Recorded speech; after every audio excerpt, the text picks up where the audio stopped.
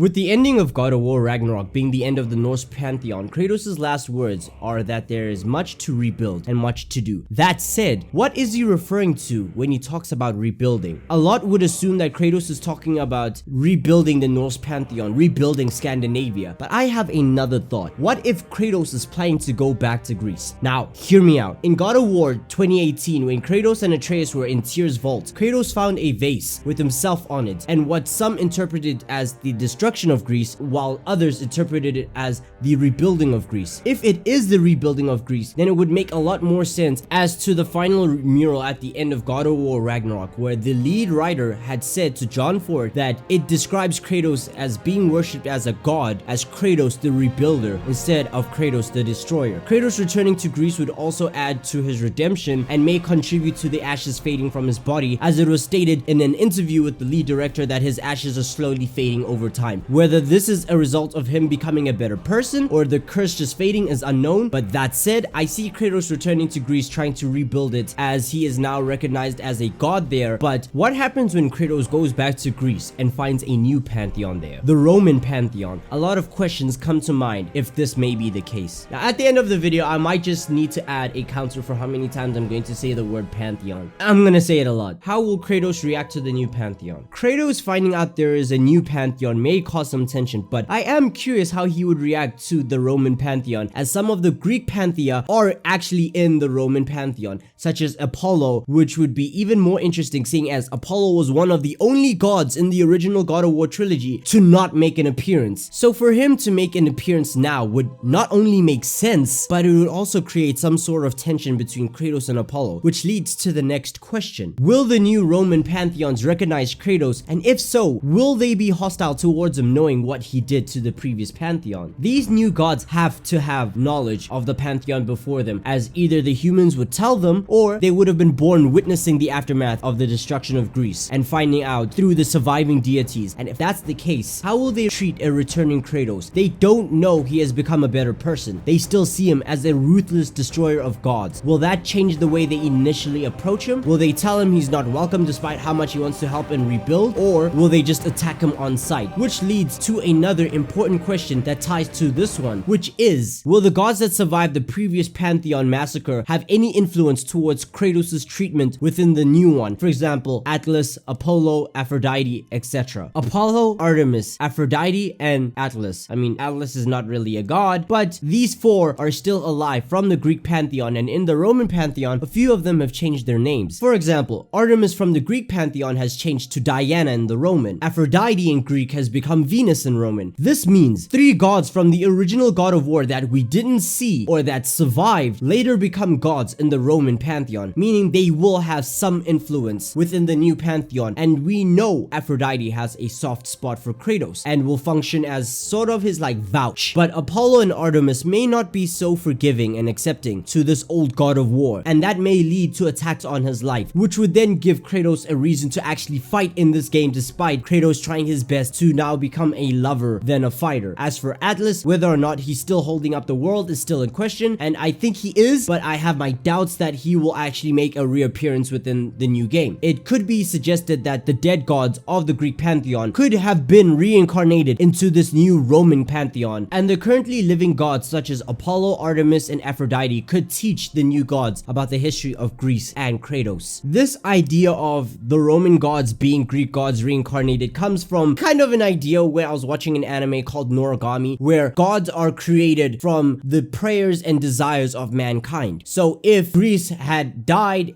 Greece had had its entire destruction and had been rebuilt, the humans there would pray to new gods, but since the gods have been dead, new ones would be reincarnated, or new gods would be born to fill in the roles of the old gods. It's kind of trying to push the idea that gods will never truly be dead. As long as people keep praying to an idea of a god will exist to take that mantle. So as long as people pray to the idea of a god of lightning, then a form of Zeus will exist. Whenever somebody prays for victory in a war, a god of war will exist. First it was Ares, then it was Kratos, then it will be Mars within the Roman Pantheon. Some questions will be asked such as, how did the Roman Pantheon end up in Greece if Rome is in Italy? Well, if we look at history, it says that Rome had at some point conquered Greece. This in lore of God of War could have happened after after the fall or the destruction of Greece due to Kratos killing all of the gods. The Romans could have swooped in, taken over, and therefore the new Pantheon could have also taken control of said land. That said, with Kratos moving to another land after the destruction of Greece, who's to say the other surviving Greek gods did not do the same and ended up finding their way in Italy or Rome, thus becoming the new gods or integrating themselves within the gods of that land, such as Aphrodite, Apollo, Artemis, etc. They could have gone together or separately and found a new land, or when Rome had decided to take over Greece, the gods were already there and the gods from Rome decided to kind of make a pact or come to some kind of agreement and infuse the two gods into one single pantheon. We're halfway through the video, so this is a little reminder that if you like what you see, be sure to like and subscribe. It helps with the video and the algorithm. Okay, it lets me know that you're still here. With that said, let's continue with the video. Will Kratos take Tyr's role in this new pantheon? Now, what I mean by this is that within the Norse mythology, Odin was the actual god of war. Tyr was a god who participated in war to bring peace, not conquest. He was apparently the god concerned with the formalities of war, especially treaties and also appropriately justice. So that said, will Kratos take this role within the new Roman pantheon, since Kratos wants to be a peaceful person and live a peaceful life? This way, Kratos can remain a god of war while the actual god of war through conquest can still go on and do his job in the form of Mars. That is assuming he is accepted within the new pantheon. That said, will Mimir help within the negotiations, which will also lead to the next question, which is, will Kratos take Mimir and Freya with him to Greece? On this one, I personally have my doubts that Kratos will bring Mimir and Freya with him,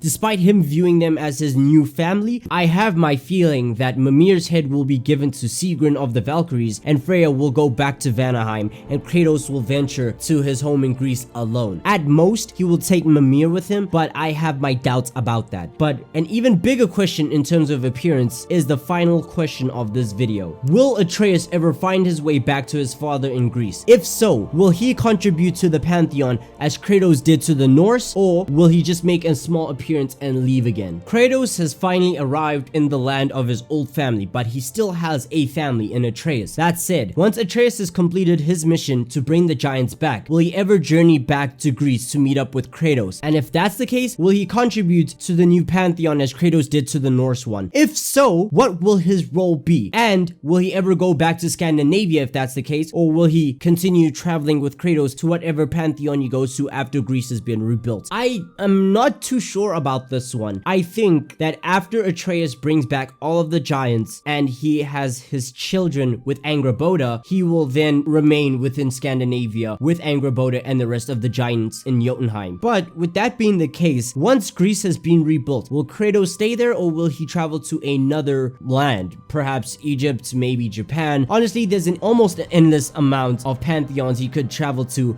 and at first I initially thought God of War was going to be a tale of the death of olden polytheism into the birth of modern monotheism and like polytheism. I thought Kratos was going to be the one who would inevitably be the death of old polytheistic religions, and then once they die, he can finally rest and die himself. But at the end of the day, who truly knows? At this point, we can only wait and see what happens to Kratos moving forward. But with that, we have reached the end of the video. I hope you enjoyed considering the Roman Pantheon as one of the future God of War entries, and I definitely would be curious to see a potential fight between Kratos and the God of War Mars or Apollo. Final reminder to like, comment, subscribe. Be ever wonderful. This has been Biscord signing out.